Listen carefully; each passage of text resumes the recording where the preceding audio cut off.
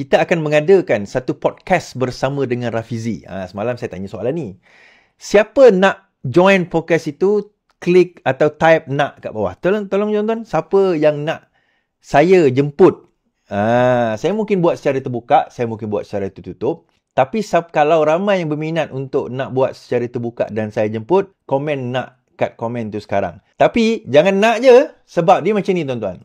Podcast itu berkemungkinan kalau jadilah, saya akan buat secara tertutup. Erti kata, saya akan buat podcast tu dengan orang yang hadir pada hari tersebut. Tetapi siaran podcast itu mungkin saya akan siarkan, mungkin malam itu, mungkin esok hari, saya tak pasti.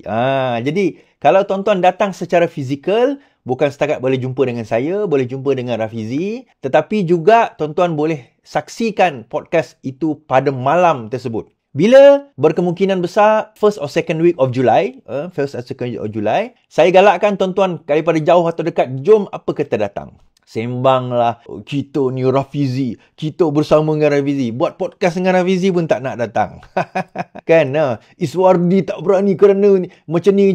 Aku nak tanya soalan panas dengan Rafizi. Siapa nak? Nak, tulis nak.